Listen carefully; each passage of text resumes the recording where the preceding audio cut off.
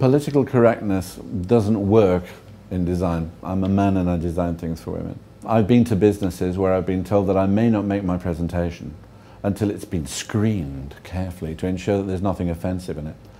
Well, I'm quite offensive when it comes to saying some of these things, because I like to pursue the truth. Are the genders equal? Yes, they are. Are they the same? No, they are not.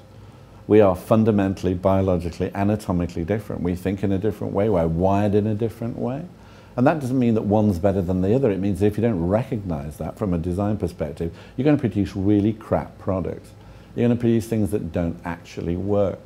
My awareness of this came up big time looking at the solution, which was a vehicle that Nissan produced called the S-Cargo.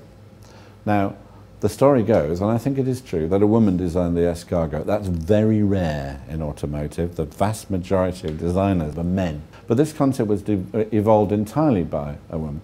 And the agenda was completely different. It had loads of headroom. It had a great big space in between the seats where you could put a handbag, for instance, or something useful.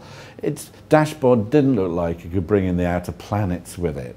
It wasn't some simulation of a military console. It was just information. But it was done beautifully. And I remember looking at that thinking, why did it take a woman to do that?